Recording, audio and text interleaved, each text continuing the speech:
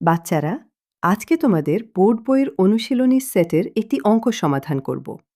তোমরা আদানিস্ট মাধ্যমিক গণিত বইয়ের অধ্যায় 2 অনুশীলনী 2.1 এ তোমার বোর্ড বইয়ের অনুশীলনীর সব প্রশ্নের সমাধান পেয়ে যাব। আর আদানিস্টের ওয়েবসাইটে গিয়ে তোমরা এসএসসি পরীক্ষার জন্য ফ্রিতে প্রস্তুতি নিতে পারবো। তোমাদের আদন ভাইয়া ও আদানিস্ট টিম তোমাদের জন্য সব কিছু ফ্রি করে দিয়েছে। চলো প্রশ্নটা পড়ে ফেলি। প্রশ্নে একটা সেট দেওয়া আছে। এমন সব পূর্ণ সংখ্যা x যার স্কোয়ার 5 এর চেয়ে বড় এবং যার কিউব 36 এর চেয়ে ছোট বা সমান। আমাদের কাজ হলো এই সেটটাকে তালিকা পদ্ধতিতে প্রকাশ করা। কিন্তু দাঁড়াও, এই প্রশ্নে কিছু চিহ্ন আছে আর কিছু কঠিন কঠিন নাম আছে, যেগুলো না বুঝলে তুমি প্রশ্নটাই পড়তে পারবা না। তাই যাদের অঙ্ক একটু কঠিন লাগে, ভয় পেও না, একটুও তাড়াহুড়া নাই। আমরা একদম শুরু থেকে ধীরে ধীরে প্রতিটা জিনিস ভেঙে ভেঙে বুঝব। প্রথমে বুঝি সেট জিনিসটা আসলে কি। সেট মানে হলো কিছু জিনিসের একটা দল বা একটা গ্রুপ। যেমন ধরো, তোমার স্কুল ব্যাগের ভেতরে থাকা সব বইয়ের একটা দল, এটা একটা সেট। কিংবা তোমার ক্লাসের সব ছাত্রের একটা দল, এটাও একটা সেট। গণিতে আমরা সাধারণত সংখ্যার দল নিয়ে কাজ করি। দলের ভেতরে যে জিনিসগুলো থাকে তাদের বলে সেটের উপাদান। এখন একটা সেটকে খাতায় লেখার দুইটা আলাদা স্টাইল আছে। এই দুইটা স্টাইলের নাম হলো তালিকা পদ্ধতি আর সেট গঠন পদ্ধতি। চলো দুইটাই বুঝি। তালিকা পদ্ধতি জিনিসটা সবচেয়ে সোজা। তালিকা মানে লিস্ট। এই পদ্ধতিতে আমরা দলের সদস্যদের নাম এক এক করে সোজা লিখে দিই। ইংরেজিতে এটাকে বলে রস্টার মেথড বা লিস্টিং মেথড। যেমন ধরো, 2, 4, 6 নিয়ে একটা সেট। তালিকা পদ্ধতিতে আমরা শুধু বন্ধনীর ভেতরে লিখে দেব 2, 4, 6। ব্যাস, সদস্যদের নাম ধরে ধরে লিখে দিলাম, কোনো শর্ত টর্ত নাই। এটা অনেকটা ক্লাসের হাজিরা ডাকার মতো, একজন একজন করে নাম ধরে ডাকা। আর সেট গঠন পদ্ধতি একটু অন্যরকম। এখানে আমরা সদস্যদের নাম ধরে ধরে লিখি না, বদলে আমরা একটা শর্ত বা নিয়ম লিখে দিই আর বলি যারা যারা এই শর্ত মানবে তারাই এই দলের সদস্য। ইংরেজিতে এটাকে বলে সেট বিল্ডার মেথড। এটা অনেকটা এরকম। ক্লাসে বললাম, যাদের রোল নাম্বার 5 এর নিচে তারা দাঁড়াও। আমি কারো নাম ধরে ডাকিনি, শুধু একটা শর্ত দিয়েছি। আর শর্ত অনুযায়ী কারা কারা সদস্য সেটা এমনিতেই বেরিয়ে আসছে। আমাদের প্রশ্নের সেটটা এই সেট গঠন পদ্ধতিতেই লেখা আছে। তাহলে আমাদের কাজটা এবার পরিষ্কার। প্রশ্নের সেটটা শর্তের ভাষায়, মানে সেট গঠন পদ্ধতিতে দেওয়া আছে। আমাদের এটাকে সদস্যদের নাম ধরে ধরে লেখা, মানে তালিকা পদ্ধতিতে বদলে দিতে হবে। এবার প্রশ্নের চিহ্নগুলো এক এক করে বুঝি। পুরো প্রশ্নটা লেখা আছে একজোড়া বাঁকা বন্ধনীর ভেতরে, যাকে আমরা বলি দ্বিতীয় বন্ধনী, ইংরেজিতে কার্লি ব্রেসেস। এই বাঁকা বন্ধনী দেখলেই সাথে সাথে বুঝে নেবা এখানে একটা সেটের কথা বলা হচ্ছে। বন্ধনীটাই যেন দলটার সীমানা। বন্ধনীর ভেতরে সবার প্রথমে আছে এক্স। এই এক্স হলো সেটের উপাদান। আমরা এখনো জানি না দলে ঠিক কোন কোন সংখ্যা আছে, তাই সেই অজানা সংখ্যাটাকে আপাতত একটা নাম দিয়ে রেখেছি, এক্স। ইংরেজিতে পড়ি এক্স। এটা অনেকটা যেন খেলা শুরুর আগে খেলোয়াড়ের গায়ে একটা জার্সি নম্বর বসিয়ে দেওয়া। আসল মানুষটা কে সেটা পরে বেরোবে। এক্সের ঠিক পরেই আছে একটা চিহ্ন, দেখতে অনেকটা ইংরেজি ছোট হাতের ই এর মতো, একটা বাঁকানো চিহ্ন। এই চিহ্নটার নাম অন্তর্ভুক্তির চিহ্ন। ইংরেজিতে পড়া হয় বিলংস টু বা ইজ আ মেম্বার অফ, আর বাংলায় পড়া হয় এর অন্তর্ভুক্ত বা এর সদস্য, মানে দালায় এক্স কোনো একটা দলের সদস্য। কোন দলের সদস্য সেটা বোঝাতে ওই চিহ্নের পাশেই আছে বড় হাতের জেড। খুব মনোযোগ দিয়ে শোনো, এখানেই এই অঙ্কের আসল মজা। আগের অঙ্কে ছিল বড় হাতের এন, মানে স্বাভাবিক সংখ্যা, যেগুলো 1 থেকে শুরু হয়ে সামনে বাড়ে। কিন্তু এখানে আছে বড় হাতের জেড।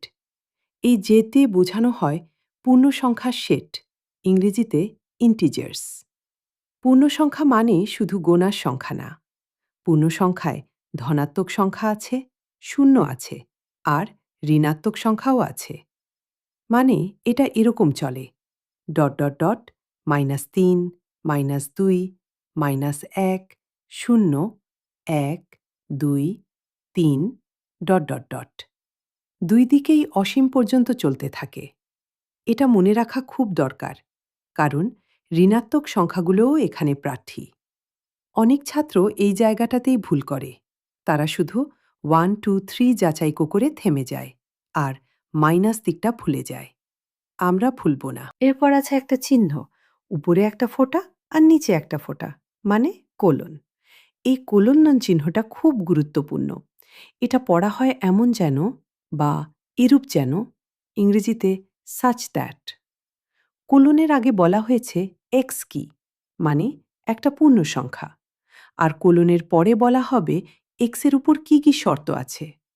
মানে কোলন যেন একটা দরজা, দরজার এপাশে খেলোয়াড়ের পরিচয়, ওপাশে খেলোয়াড়কে যে যে নিয়ম মানতে হবে তার লিস্ট। কোলনের পরে এবার শর্ত শুরু। প্রথম শর্তে আছে এক্সের স্কোয়ার, তারপর একটা চিহ্ন, তারপর 5। এক্সের স্কোয়ার স্কোয়ার মানে দুইটা এক্স পাশাপাশি বসিয়ে গুণ করা, মানে এক্স গুণ এক্স। ইংরেজিতে পড়ি এক্স স্কোয়ার্ড, বাংলায় এক্সের বর্গ। আর মাঝের চিহ্নটা হলো বড় ছোট বোঝানোর চিহ্ন। এই চিহ্ন চেনার একটা দারুণ সহজ বুদ্ধি আছে, সারা জীবন মনে রাখবা। চিহ্নটার একটা দিক বড় করে হাঁ করা থাকে, আর আরেকটা দিক সরু ছুচালো থাকে। খোলা হাঁ করা মুখটা সবসময় বড় সংখ্যার দিকে তাকিয়ে থাকে, যেন খিদে পেয়েছে বলে বড় খাবারটা খেতে চাইছে। আর সরু ছুচালো দিকটা ছোট সংখ্যার দিকে থাকে। এখানে হাঁ করা মুখটা আছে এক্সের স্কোয়ারের দিকে। তাই এই শর্তের মানে হল এক্সের স্কোয়ার 5-এর চেয়ে বড়। ইংরেজিতে পড়ি x squared is greater than 5। তারপর দুই শর্তের মাঝখানে আছে এবং, ইংরেজিতে অ্যান্ড। একটু পরেই এটা আমাদের কাজে লাগবে। আর শেষ শর্তে আছে এক্সের কিউব, তারপর একটা নতুন চিহ্ন, তারপর 36। এক্সের কিউব মানে 3টা এক্স পাশাপাশি বসিয়ে গুণ করা, মানে এক্স গুণ এক্স গুণ এক্স। ইংরেজিতে পড়ি এক্স কিউব, বাংলায় এক্সের ঘন। এবার নতুন চিহ্নটা দেখো। এটা আগের ছোট বড় চিহ্নের মতোই, কিন্তু এর নিচে বাড়তি একটা সোজা দাগ বসানো আছে। ওই বাড়তি দাগটা হলো সমান চিহ্নের অর্ধেক, মানে চিহ্নটা বলছে ছোট হলেও চলবে, আবার একদম সমান হলেও চলবে। ইংরেজিতে পড়ি less than or equal to, বাংলায় পড়ি ছোট বা সমান। এখানে ছুচালো দিকটা এক্সের কিউবের দিকে, তাই শর্তটার মানে হল এক্সের কিউব 36-এর চেয়ে ছোট বা 36-এর সমান। এই সমান অংশটা ভুলে যেও না, এটাই মাঝে মাঝে একটা সংখ্যাকে বাঁচিয়ে দেয়। তাহলে সব মিলিয়ে পুরো প্রশ্নটা কথায় দাঁড়ায়, এমন সব পূর্ণ সংখ্যা এক্স নিয়ে গঠিত একটা সেট যাদের স্কোয়ার 5-এর চেয়ে বড় এবং যাদের কিউব 36-এর চেয়ে ছোট বা সমান।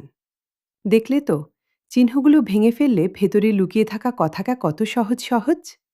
এখন চলো সমাধানে যাই। ফার্স্ট স্টেপে প্রশ্নের প্যাটার্নটা বুঝে নাও। এখানে 2টা শর্ত আছে, আর মাঝখানে আছে এবং। এবং মানে 2টা শর্তই একসাথে সত্য হতে হবে। শুধু স্কোয়ার 5-এর চেয়ে বড় হলেই চলবে না, একই সাথে কিউব 36-এর চেয়ে ছোট বা সমানও হতে হবে। যে কোনো একটা শর্ত ভাঙলেই সেই সংখ্যা বাদ। সেকেন্ড স্টেপে ঋণাত্মক সংখ্যা 2টা নিয়ম মনে করে নাও, কারণ এই অঙ্কে বারবার লাগবে। 1 নম্বর নিয়ম, ঋণাত্মক সংখ্যার স্কোয়ার সবসময় ধনাত্মক হয়, কারণ মাইনাস গুণ মাইনাস হয় প্লাস। যেমন -3 এর স্কোয়ার মানে -3 গুণ -3 সমান +9। 2 নম্বর নিয়ম, ঋণাত্মক সংখ্যার কিউব কিন্তু ঋণাত্মকই থাকে, কারণ 3টা মাইনাস গুণ হলে শেষে একটা মাইনাস থেকে যায়।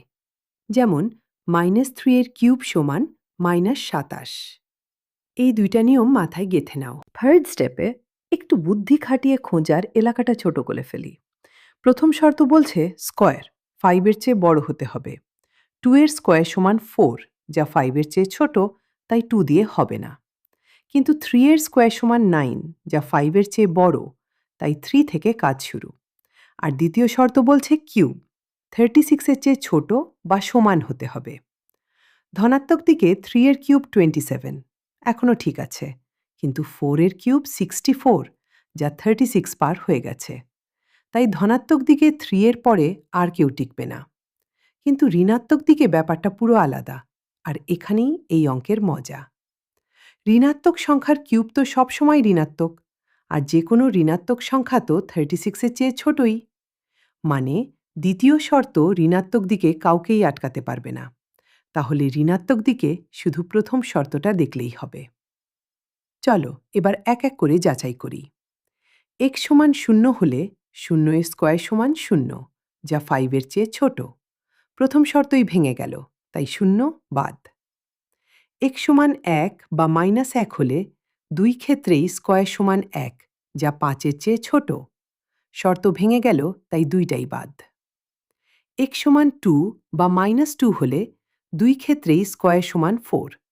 4 কিন্তু 5 এর খুব কাছাকাছি, তবু 5 এর চেয়ে ছোট।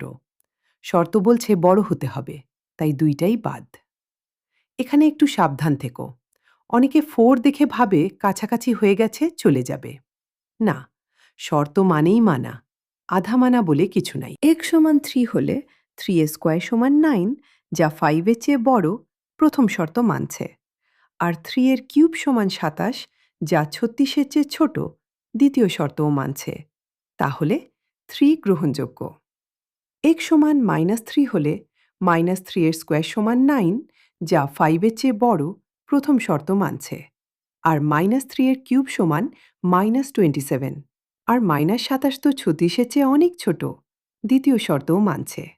তাহলে -3ও গ্রহণযোগ্য। x সমান 4 হলে 4 এর স্কোয়ার সমান 16, যা 5 এর চেয়ে বড়। প্রথম শর্ত ঠিক আছে, কিন্তু 4 এর কিউব সমান 64, যা 36-এর চেয়ে বড়। দ্বিতীয় শর্ত ভেঙে গেল, তাই 4 বাদ। আর 4 এর পরের প্রতিটা ধনাত্মক সংখ্যার কিউব আরও বড় হবে, তাই ধনাত্মক দিকে আর যাচাই করার দরকার নেই। x সমান -4 হলে -4 এর স্কোয়ার সমান 16, যা 5 এর চেয়ে বড়। প্রথম শর্ত মানছে। আর -4 এর কিউব সমান -64, যা 36-এর চেয়ে ছোট। দ্বিতীয় শর্তও মানছে। তাহলে -4ও গ্রহণযোগ্য। এবার লক্ষ্য করো একটা সুন্দর ব্যাপার। -5 নিলে স্কোয়ার হবে 25, 5 এর চেয়ে বড়, আর কিউব হবে -100 and 25, 36-এর চেয়ে ছোট। দুইটাই মানছে। -6 নিলেও একই কথা, -7 নিলেও একই কথা। ঋণাত্মক দিকে আমরা যতই নিচে নামি, স্কোয়ার ততই বড় হতে থাকে।